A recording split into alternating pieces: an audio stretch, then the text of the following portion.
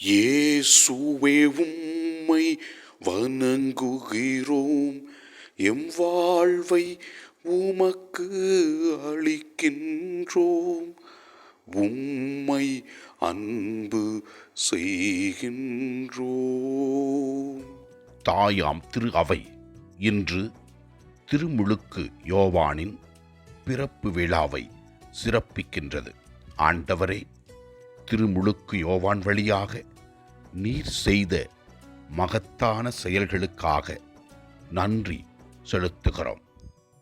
முதல் வாசகத்திலே நாம் இவ்வாறு வாசிக்கின்றோம்: என் தாய் வயிற்றில் உருவாகும் போதே என்னை பெயர் சொல்லி கூப்பிட்டார் என்றும், ஆண்டவர் எவ்வாறு தாயின் கருவிலிருந்து நம்மை அவருடைய பணிக்காக அழைக்கின்றார் என்றும், எவ்வாறு அவர் நம்மை அறிந்திருக்கிறார் என்றும் தெளிவுபடுத்துகின்றது. இரண்டாம் வாசகத்திலே நாம் பார்க்கின்றோம்: இதோ எனக்கு பின் வருகிறார், அவருடைய மிதியடிவாளை அவிர்க்க நான் தகுதியற்றவன் என்று திருமுழுக்கு யோவான் கூறியதை தெளிவுபடுத்துகின்றது. நற்செய்தி வாசகத்திலே நாம் பார்க்கின்றோம்: இதோ வயதாகி இருந்த யோவானின் தாய் யோவானை பெற்றெடுத்து அவருக்கு யோவான் என பெயரிட வேண்டும் என்று கூறுகிறார். அவருடைய தந்தையும் பேச முடியாமல் இருந்தாலும் எழுது பலகையை வாங்கி இவனுடைய பெயர் யோவான் என்று எழுதுகிறார்.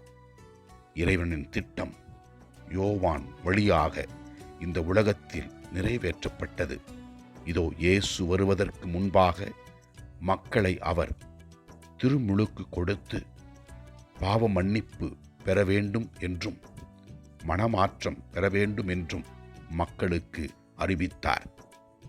ஆண்டவரே, இதோ நீர் எங்களை இந்த உலகத்தில் கிறிஸ்தவர்களாக வாழ அழைத்திருக்கின்றீர். எங்கள் தாயின் வயிற்றிலே நாங்கள் உருவாகும் முன்பே எங்களை அறிந்திருக்கின்றீர். எங்களுக்கு ஆசீர்வாதங்களை கொடுக்கின்றீர். இதோ நாங்கள் உமது ஆசீர்வாதங்களை பெற்று நல்வாழ்க்கை வாழ அருள்தாரும். ஆண்டவரை நோக்கி நம்முடைய தேவைகளுக்காக, நம் குடும்பத்தின் தேவைகளுக்காக ஜெபிப்போம். எல்லாமல்ல இறைவன் தந்தை, மகன், தூய ஆவியார் நம் ஒவ்வொருவரையும் ஆசீர்வதிப்பாராக. இயேசுவுக்கு புகழ். மரியே வாழ்க. ஆமன்.